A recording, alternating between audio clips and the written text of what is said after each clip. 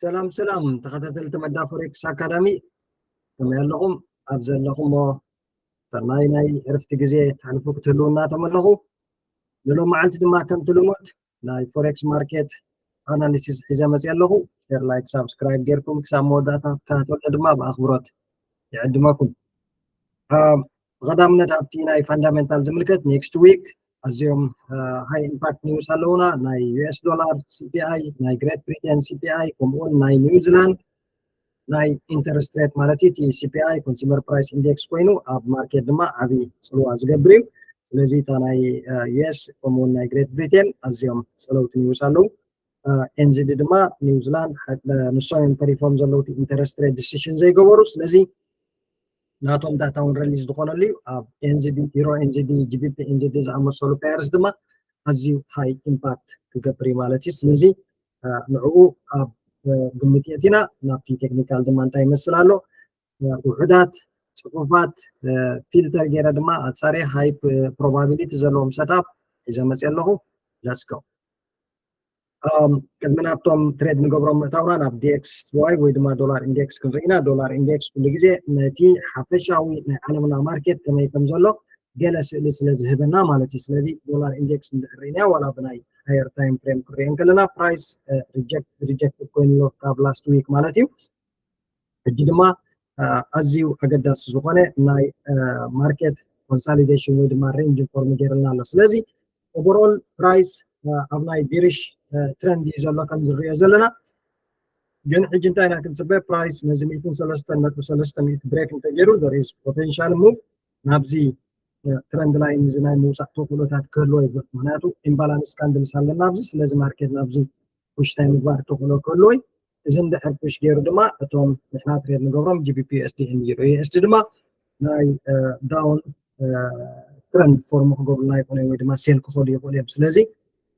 እዚኣ ከም መወከሲ ወይ ድማ መሐበሪ ክንሪኣ ኢና። በንፃሩ ድማ ን102.9 ኤርያ ነዚ ማርኬት ስትራክቸር እንድሕር ብሬክ ገይሩ ድማ ኦል ደ ወይ ዳውን ናይ ምኻድ ተኽእሎ ክህልዎ እዩ። ዲኤክስዋይ ሴል ኦፍ እንድሕር ኮይኑ ድማ እዚኦም ክልተ ፓየርስ ንብሎም ዘለና እቶም ንሕና ቀንዲ ትሬድ ንገብሮም ናይ ቡልሽ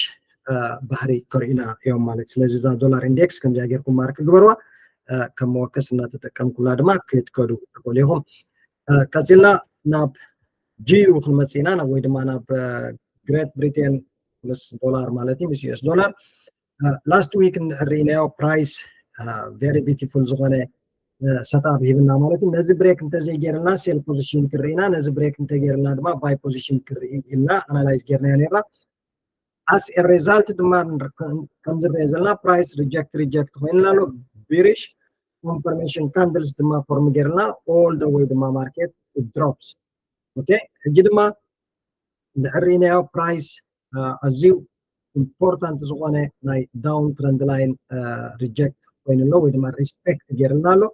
ከምኡውን ኣብዚ ቡሊሽ ሞመንተም ካንድል ኦረዲ ፎርሙ ስለ ዝኾነ ናይ ፕራይስ ሪቨርስ ናይ ምግባር ሳይን የርእየና ኣሎ። ስለዚ እዚኣ ሓንቲ ካብተን ቤስት ሰጣብ ናይ ሰሙን ዝክትከውን እያ። ኤኒ ታይም 1.2771 1.2771 ብሬክ ኣውት ባይ ፖዚሽን ክሪና ኦል ደ ዌይ ኣፕ 1.2731 ድማ ነዚ ስትራክቸር ዝምድሕር ቢዩቲፉል ብሬክ ጌራትና ድማ ኦል ደ ዌይ ሴል ርኢና ክሳብ 1.26 ኤርያ ሴል ፖዚሽን ክሪና ማለት እዩ። ስለዚ ጂቢፒ ዩኤስዲ ኣብ ኣዝዩ ፎርኖ ኣትያላ ማለት እዩ። ስለዚ ንከታተላ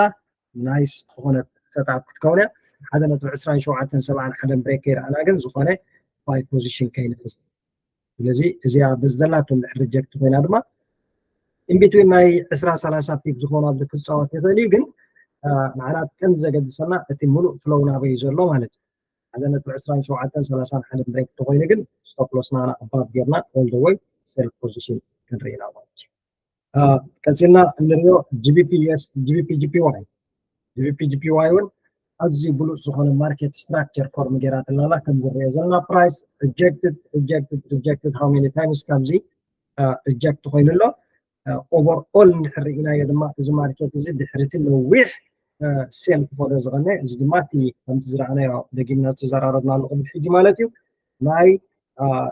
ጃፓኒዝ የን ኢንተረስት ሬት ምውሳኽ ብኩሉ ዕዳጋታት ናይ ዓለም ኣዝዩ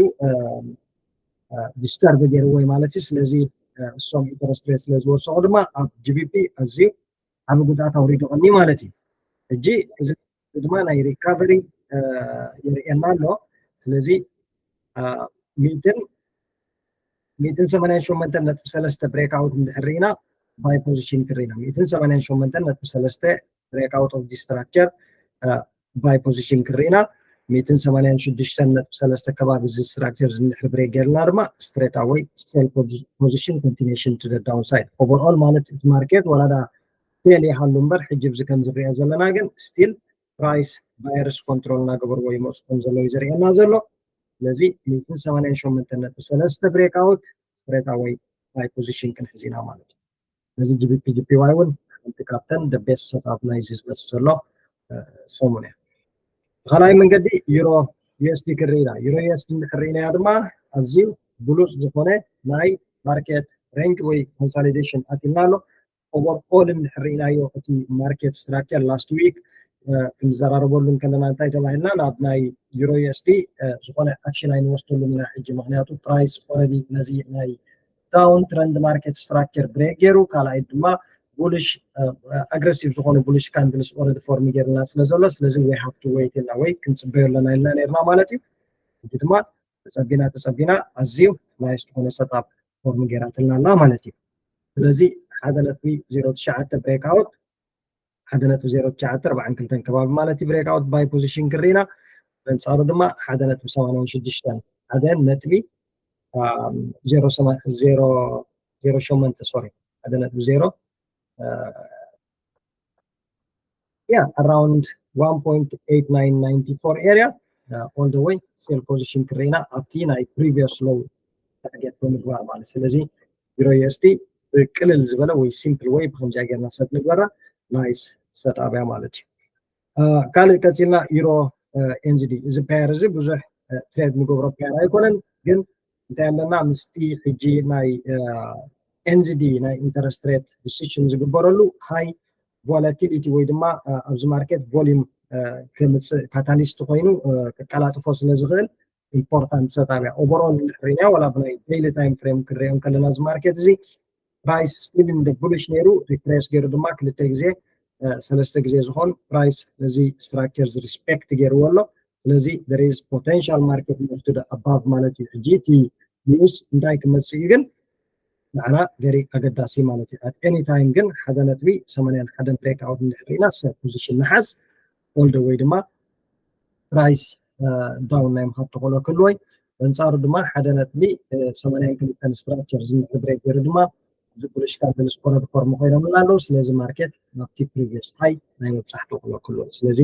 ዩሮ ኤንዚዲ ድማ ኤግዛክት ላምጃ ጌርኩም ማርክ ግበርዋ it will be nice setup ካልእ ኣብ AUD USD ኣውስትራልያን ዶላር ምስ ናይ ዩኤስ ዶላር ክርኢን ከለና ኣብ ዝሓለፈ ግዜ ወይ ላስት ዊክ እንድሕር ርኢናዮ ፕራይስ ኣብዚ ኮንሶሊዴሽን ዝኣትዩ ነይሩ ስለዚ ሓሳብ ማርኬት ካብዚ ኮንሶሊዴሽን ክወፀልና ንፅበ ነርና ማለት እዩ ኣፍተር ኮንሶሊዴሽን ድማ ከም ዝሪኦ ዘለና ማርኬት ኦል ደ ወይ መልቲ ዳውን ሕጂ ድማ እንድሕር ርኢናዮ ፕራይስ ስቶፕ ሃንት ገይሩ ኮምፕሊትሊ ዲስ ስቶፕ ሃንት ፕራይስ ድሕሪ ስቶፕ ሃንት ድማ ስትሬት ኣወይ ናብዚ ናይ ኮንሶሊዴሽን ኤርያ ኣትዩ ብድሕሪኡ ድማ ፕራይስ ስትሬት ኣወይ ብሬክ ገይሩሎ ቴስት ገይሩሎ ኦል ደ ወይ ናይ ምኻድ ተኽእሎ ዝለዓለ ኣለዎ ስለዚ እዚኦም ኣርባዕተ ካልኦት ፓየርስ ናይ ስለ ዘሎ ከም ቦናስ ክንሪኣ ንኽእል ኢና ግን at any time ፕራይስ እንድሕርና ብስትራክቸር ዝተመሊስልና ቡሊሽ ኮንፈርሜሽን እንድሕር ይብልና ኦል ደ ወይ ንባይ ክንርኢ ንኽእል ኢና ምክንያቱ ወላ እውን ማርኬት ናይ uptrend structure already ኣብዚ ፎርም ይገበልና ስለ ዘሎ there is potential move to the above ማለት እዩ any time እዚ ማርኬት እዚ ናይ ናብዚ ንብሎ ዘለና ኤርያ እንድሕር ተመሊሱ ባይ ናይ ምኻድ ተኽእሎ ይህልዎ ማለት እዩ ፋይናሊ ሚስተር ጎልድ ክንሪኢና ሚስተር ጎልድ ላስት ዊክ ንዘኪርናዮ ፕራይስ ካብ 24.21 ስትራክቸር ካብዚ ብሬክ ከይገበረ ባይ ንርኢ ኢና 24.21 ኤርያ እንድሕር ብሬክ ገይርና ግን ኦል ደ ወይ ባይ ናይ ምኻድ ተኽእሎ ክህልዎ ካብዚ ሪጀክሽን ኣብ ዝኾነሉ ድማ ኦል ደ ወይ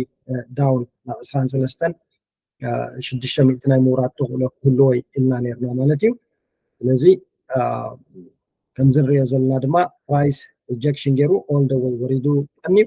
ሕጂ ድማ ቡሊሽ ኮንፈርሜሽን ካንድልስ ፎርም ገይርልና ኣሎ ዝኾነ ግን ሕጂ ኣብዚ ዘለዎ ዝኾነ ነገር ክንገብር ኣይንኽእል ኢና ኣት ኤኒ ታይም ፕራይስ እንድሕር ናብ 2416 ከባቢ ናብ ስትራክቸር ዝምሕል ፑልባክ ገይርና እሞ ቡሊሽ እንተሂብና ክሳብ ኦል ታይም ሃይ ኣብዚ ማለት ናይ ባይ ፖዚሽን ክርኢና እንፃሩ ድማ 2416 ምትሪ ብሬክ ኮይኑ ኦል ደ ወይ ሴል ፖዚሽን ክርኢና ስለዚ ጎልድ 24 ሙቭመንት ኦልሬዲ ከይዱ ስለ ዘሎ ዊ ሃቭ ቱ ዌይት 2416 ከባቢ ዝኾነ ኣክሽን ኣብዚ ምስ መፀልና ክንወስድ ኢና ማለት እዩ ነዚ ሎ መዓልቲ እዚኦም ዝመፅኣኩ ሰጣብ ነዚኦም ዝመስሉ ጎኒ ጎኒ ናይቲ ፋንዳሜንታል ክንብሎ ፀናሕና ድማ እቲ ናይ ሚድል ኢስት ናይ ጂኦፖለቲክስ ዘሎ ኣብ ግምት እንዳእተኹም ምክንያቱ ፅባሕ እንታይ ኣጋጥም ስለ ዘይንፈልጥ ዝኾነ ኒውስ ንማርኬት ዝፀሉ እንድሕር መፅኡ ኤኒቲንግ ካን ሃፐን ስለዚ ግምት እንዳእተና ትሬድ ንግበር ካልእ ድማ ዝኾነ ላይቭ ሳና ትሬድ ክትገብሩ እንድሕር ደልዮም ኮንታክት ግበርኒ ካብ ሶኒ ክሳብ ዓርቢ ላይቭ ሰዓት ሓደ ዩኬ ታይም ላይቭ ትሬድ እናገበርና ነቲ ማርኬት ኣብዴት እናገበርና ንከይድ ኢና ሰናይ ናይ ትሬዲንግ ሰሙን ኮነ ቪድዮ ክሳብ ንራኸብ ሰናይ